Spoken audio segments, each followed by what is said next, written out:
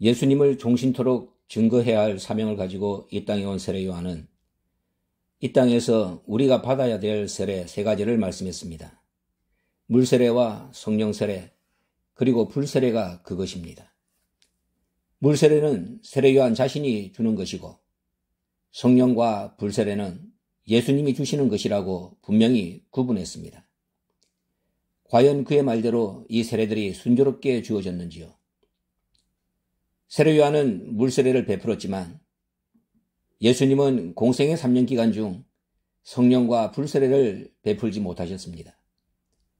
성령 세례는 예수님이 부활하신 다음에야 제자들을 통해서 주어졌고 그렇게 2000년의 세월이 흘렀습니다. 이 땅의 불세례는 베풀어지지 않았던 것입니다. 예수님은 불을 땅에 던지러 오신 분입니다. 그런데 그 불을 받을 자가 없어서 답답한 마음을 안고 불세례를 베푸는 대신 십자가 세례를 받으시고 재림을 약속하신 후 우리 곁을 떠나셨습니다. 예수님이 가신 후 2000년 교회사는 성령시대였습니다. 그리고 그 절정은 대한민국에서 폭발했습니다.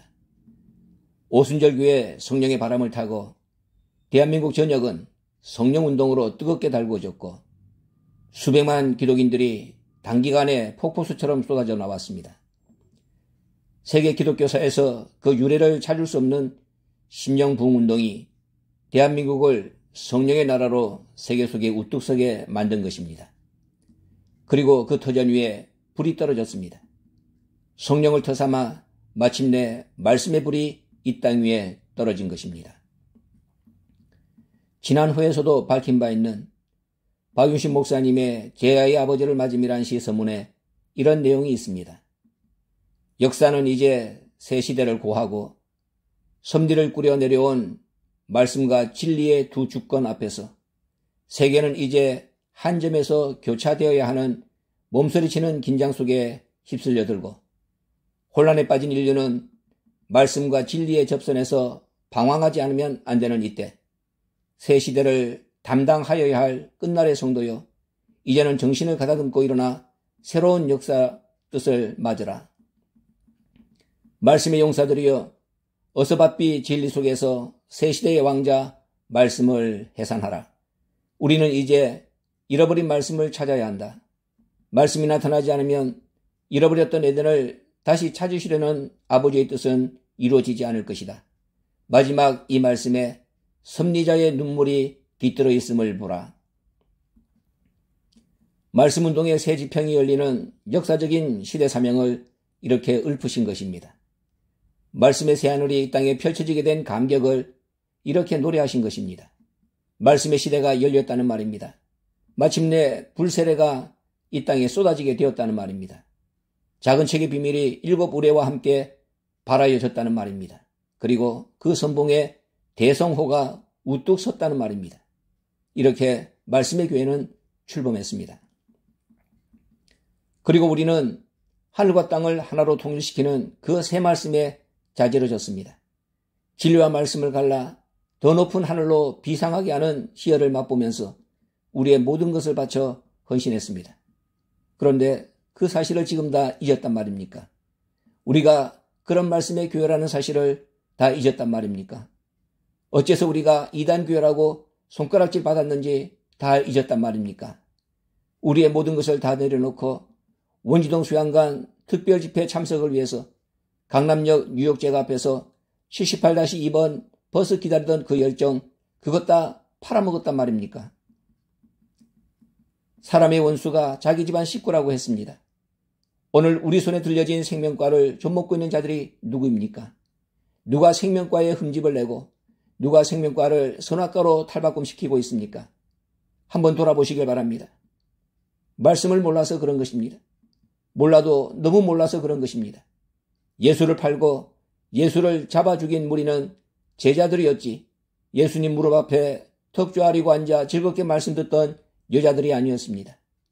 예수님의 장사를 미리 예비하고 그 무덤을 끝까지 지켜본 자들은 여자들이었지 제자들이 아니었습니다. 왜 10단계 말씀 공부를 하라고 그리 당부하셨습니까? 신령한 눈을 뜨라고 그리 하신 것 아닙니까? 아버지를 알아보라고 그리하신 것 아닙니까?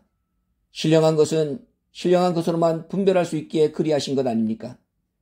초림하신 예수를 알아보지 못하고 영접하지 않은 이유를 초보 공부를 통해 그리 가르쳐 주셨는데 공부를 하지 않았으니 알 턱이 없어 이스라엘 백성이 걸은 그 망하는 길을 똑같이 밟고 있는 것 아닙니까? 눈 뜨지 못하면 아버지를 목수의 아들 박윤식으로밖에 볼 수 없습니다. 그 형제와 누이가 누구라는 사실만 읊조리며 육의 관계로 아버지께 접근하게 됩니다. 기껏해도 영적으로 탁월한 사도 바울 같은 씻겨 높은 목사의 수준을 넘지 못합니다.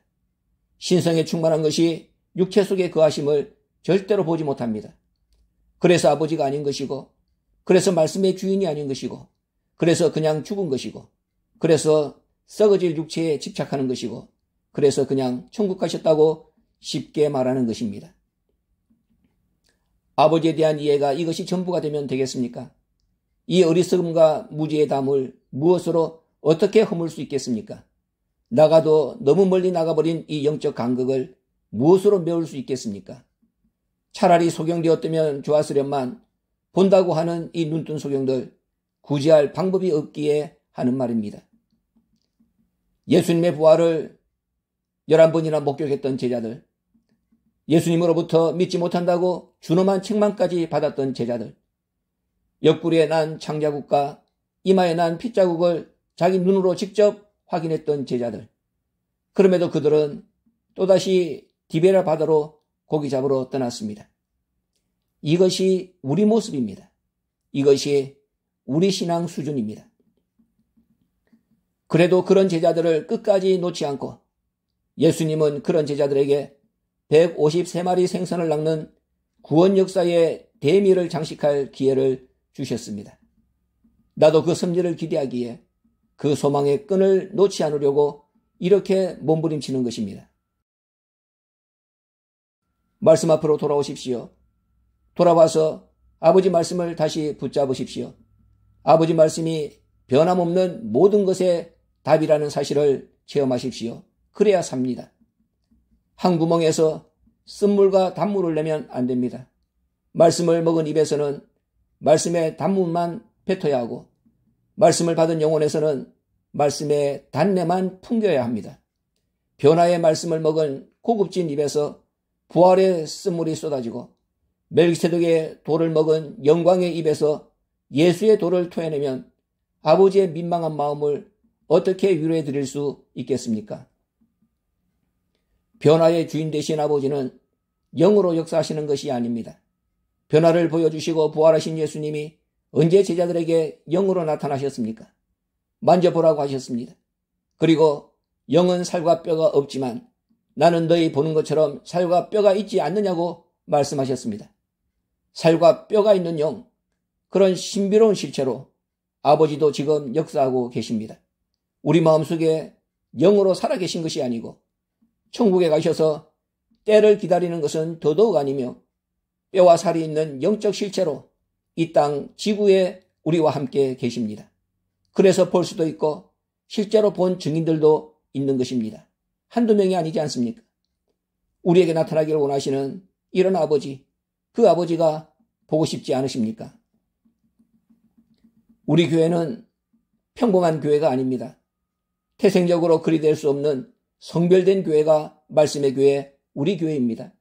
그래서 남들이 보지 못하는 것을 보았고 남들이 듣지 못하는 것을 들었고 남들이 만지지 못한 것도 만졌고 남들이 확인할 수 없는 것까지도 확인했습니다.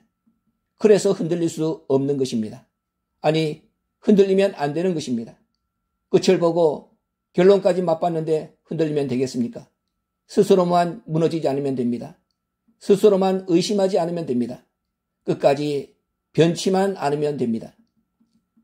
최고봉의 말씀이 함께하는 교회, 마지막 아버지 말씀이 선포되는 끝장을 보고 말 교회, 일반 교인 3,000명과 바꾸지 않겠다는 인정받은 교회, 이 교회가 아버지 나타나심을 예비하는 살아있는 참 신부교회, 바로 우리 교회입니다.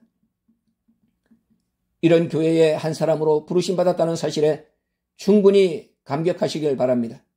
절대로 실망하지 않을 마지막 선물이 우리를 기다리고 있습니다. 죽으면 안 됩니다. 죽을 짓을 해서도 안 됩니다. 살아남아야 합니다. 살아서 좋은 끝의 결국을 목도하고 그 영광에 동참해야 합니다. 교회를 살리는 길이 내가 사는 길이고 내가 사는 길이 아버지를 살리는 길입니다. 생명의 교회를 덮고 있는 죽음의 그림자, 불신의 그림자, 배역의 그림자를 걷어내고 짓눌린 생명의 속살을 드러내야 합니다. 목자면 다 같은 목자냐고 말씀하셨습니다. 제자면 다 같은 제자냐고 말씀하셨습니다.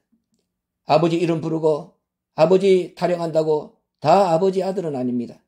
살아계신 아버지를 산자의 신앙으로 믿고 전하지 않으면 다 가짜입니다. 사꾼입니다. 아버지를 모르는 자입니다. 아버지가 없는 자입니다. 속으면 안 됩니다. 살아계신 아버지를 죽여서 무덤 속에 억지로 장사 지내고 2000년 전에 죽은 예수를 다시 끄집어내어 재림을 기다리자는 위선자들을 용납하면 안 됩니다. 그래야 진짜 말씀의 성도입니다. 아버지 실체를 먼저 본 자, 먼저 체험한 자들의 살아있는 간증이 여러분 여정의 동력이 되기를 간절히 소원합니다.